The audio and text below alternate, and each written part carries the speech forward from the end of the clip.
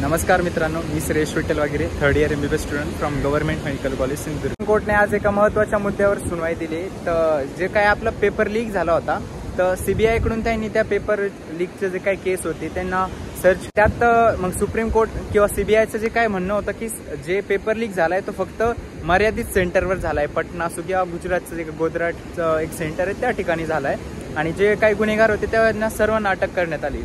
म्हणजे मी तुम्हाला मागही सांगत होतो की जो काय पेपर रिनीट होणार आहे त्याचे चान्सेस कधी की पेपर लीक मोठ्या प्रमाणात मास स्केलवर असेल तेव्हा, पण आता असं झालं नाही ना. आज CBIने कन्फर्म पण केलंय सुप्रीम कोर्टमध्ये. त्यामुळे जे रिनीटचे जे काय चान्सेस होते ते सगळे संपले. आता दुसरा प्रश्न म्हणजे मित्रांनो, जे काही ग्रेस मार्क्स दिलेला स्टुडंट्सचा नंबर होता त्याची एक केस होती. जे की आता ग्रेस मार्क्स दिलेला स्टुडंटचा नंबर 1,500 होता, तर काही जण म्हणतात तो नंबर जास्त आहे, 5-10 हजार पर्यंत असू शकतो, जेणेकरून तुमचा कट ऑफ खाली येईल.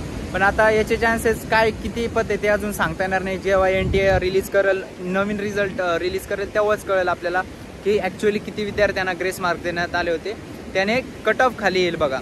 आणि आता जे विद्यार्थी 600च्या खाली त्यांना मी 100% सांगतो की तुम्हाला यावर्षी GMC मिळणं खूप म्हणजे खूप अवघड आहे. त्यामुळे तुम्ही तुमचा जो वेळ आहे ना तो वाया नका घालू आणि नीट 2025च्या तयारीसाठी लागा, जेणेकरून हा पण तुमचा वेळ वाचेल आणि तुम्हाला भविष्यात नीट 2025मध्ये चांगल्या पद्धतीने. आणि आता जे कोणते विद्यार्थी 600च्या वर आहे आणि 620च्या मध्ये, त्यांचे जे चान्सेस आहे ते जो ग्रेस मार्क्सची जी काही केस आहे त्यावर डिपेंड आहे की तुम्ही पण अभ्यास करा, तुम्ही काउन्सिलिंग पण करा त्याबरोबर. म्हणजे जास्त कॉलेजला परमिशन भेटली, त्यानंतर महाराष्ट्रामध्ये टॉपरची संख्या कमी असली तर त्या कारणामुळे तुमचा नंबर लागू शकतो. ते SML वर डिपेंड आहे.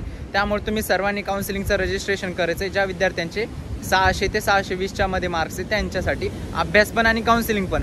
आणि जे कोणते विद्यार्थी 620च्या वर आहे किंवा 615च्या वर आहे त्यांना म्हणजे जास्तीत जास्त चान्सेस आहे यावर्षी GMC भेटण्याचे. त्या विद्यार्थ्यांनी काउन्सिलिंगमध्ये रजिस्ट्रेशन तर 100% करायचे. ट्राय करा. जे कोणते टॉपर विद्यार्थी आहे त्यांनी all India quota through admission घेण्याचं, स्टेटच्याच कॉलेजला की ऑल इंडिया कोटा थ्रू. कारण की all India quota through admission घेतलं तर कसं असतं की तुम्हाला बॉन्ड करायची गरज पडत नाही. ते दुसऱ्या एखाद्या व्हिडिओमध्ये सांगाल मी तुम्हाला डिटेलमध्ये.